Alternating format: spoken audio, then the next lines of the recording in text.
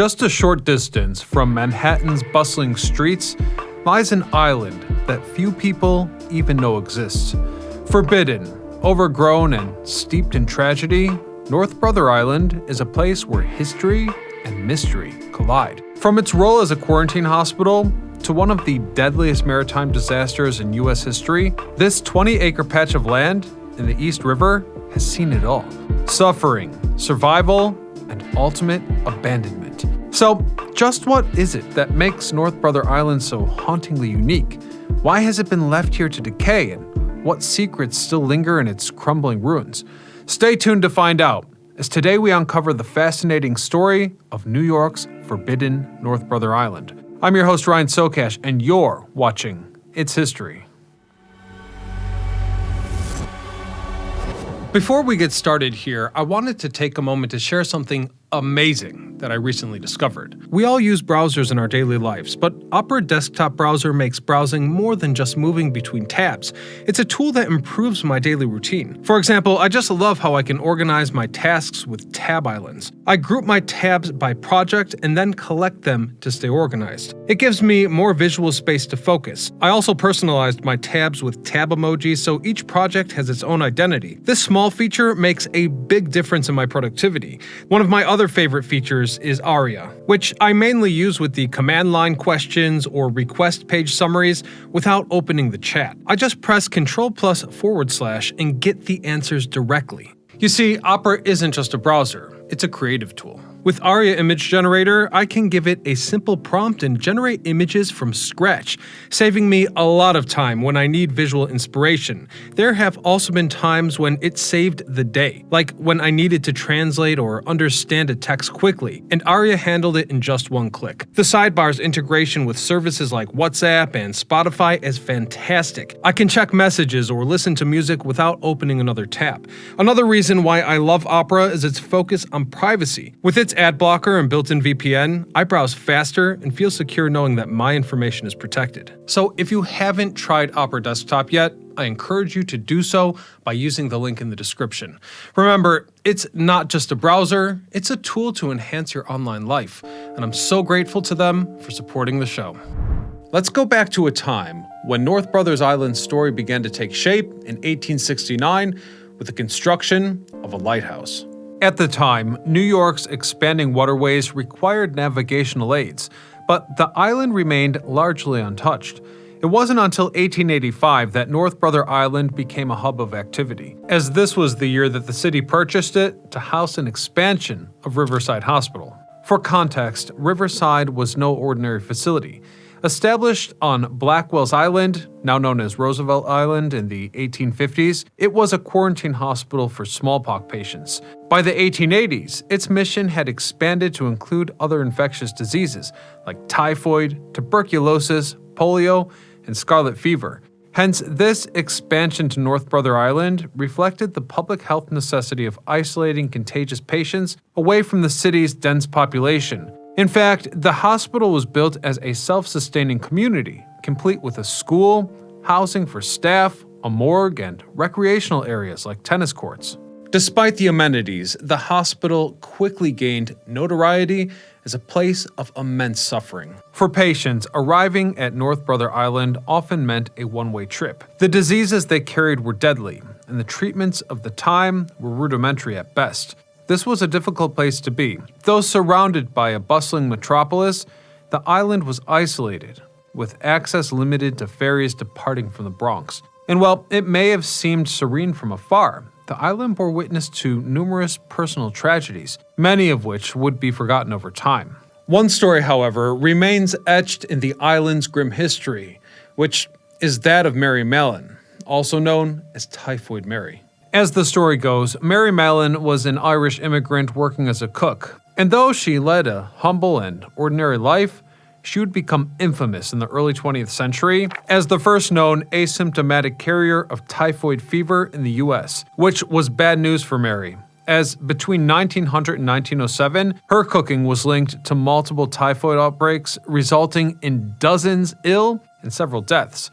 Health officials traced the outbreaks back to her. Still, Mary denied being a carrier, arguing she had never experienced a single symptom. Even so, in 1907, she was forcibly quarantined on North Brother Island. Released in 1910 on the condition that she would never work as a cook again. She defied these orders and resumed cooking under an alias. A new outbreak occurred in 1915, which led to her permanent return to Riverside, where she lived in isolation until her death in 1938. Mary spent a total of 26 years confined to this island, and in the time she was there, she became a controversial figure, emblematic of the tensions between public health and individual rights. Yet, before Mary lived out her days on the island, North Brother was the site of another disaster, the wreck of PS General Slocum.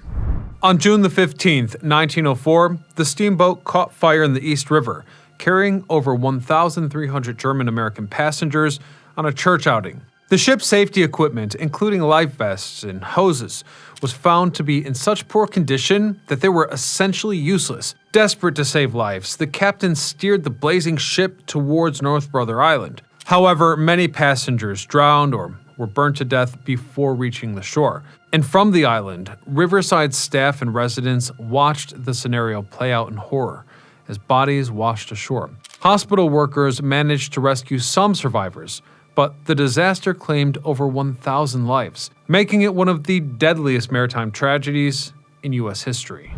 The need for a quarantine hospital began to wane by the 1930s, as medical advancements, including vaccinations, reduced the prevalence of once devastating diseases. Riverside Hospital closed its doors in 1943, marking the end of its use as an infectious disease center. But North Brother Island's story doesn't end here. In the years following World War II, it yet again took on new roles. In the late 1940s, the island was repurposed to address the housing crisis brought on by the post-war baby boom. It became a residential community for veterans and their families attending local colleges. However, this phase was short-lived, lasting only until 1951. The community was ultimately deemed unsustainable due to the logistical challenges of maintaining a population on such an isolated little island. North Brother's final chapter as a place with human activity came in the 1950s, when it housed an adolescent drug rehabilitation center. Claiming to be the first facility of its kind in the U.S., the center confined heroin-addicted teenagers to the island for treatment and rehabilitation. Reports suggest that patients were locked in their room during detox and felt as though they were held against their will. And it was this controversial approach, mixed with allegations of staff corruption and high operational costs, that led to the center's closure in 1963. With that, the last human resident left North Brother Island forever. By the mid-1960s, North Brother Island had been abandoned. The 25 buildings constructed during its time as a hospital, housing complex, and rehabilitation center began to deteriorate. And it didn't take long before they were swallowed up by the encroaching forest. North Brother Island remains one of New York City's most mysterious and secluded places, but it isn't entirely off limits, though the island is not open for casual visits. Permits can be granted for compelling academic or scientific purposes. Managed by the New York City Department of Parks and Recreation, the island is part of the Harbor Herons region, a nationally recognized network of uninhabited islands and marshes vital for colonial wading birds. In fact, the island plays a crucial role in recovering bird populations that were nearly wiped out during the late 19th century due to hunting and habitat destruction. Improvements in water quality and legal protections have also allowed these birds to return, albeit in modest numbers. To ensure their continued survival, access to the island is strictly controlled, particularly during breeding season, from March the 21st to September the 21st, when human interference could disrupt their habitat. Limited visits are permitted outside this period, with up to 4 permits issued annually. As determined by the Parks Department, these permits are reserved for individuals or groups with a solid academic or scientific focus. The island's hazardous terrain, crumbling buildings, and dense vegetation mean that visitors must charter their own transportation and be accompanied by park staff during their visit. For the general public, however, North Brother Island remains largely inaccessible. Some argue that opening the island to the public, even on a limited basis, could help preserve and share its history. However, concerns about safety, environmental impact, and turning the site into some kind of macabre attraction have kept proposals from gaining any real traction. And hence, if you'd like to see this island with your own eyes, it's basically impossible.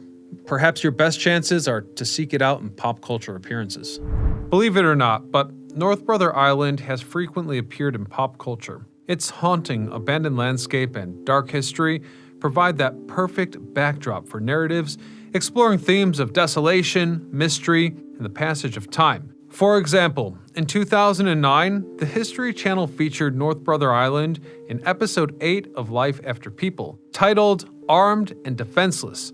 The episode used the island as an example of what would happen to man-made structures after 45 years without human intervention. Surprisingly, comedy also found a place on the island. Broad City, a hit series known for its quirky humor, referenced North Brother Island in its episodes Working Girls and Twinning Day. While these mentions were brief, they contributed to the island's allure by weaving it into the fabric of modern-day New York life. Whereas in literature, on the other hand, the island took on more of an imaginative role. In the 2017 novel, The Challenging, North Brother Island becomes home to a woman and child, blending its real-world history with the novel's fantastical and suspenseful narrative. But it doesn't end there. Even in animated storytelling, North Brother Island has found its place. In Moon Girl and Devil Dinosaur, the island is referenced as the Enclave base in the Season 1 finale, OMG, Issue 2. Its inclusion as a hidden or secretive location aligns with its reputation, with most viewers agreeing that its secretive location aligns with its mysterious history as a part of forgotten New York City.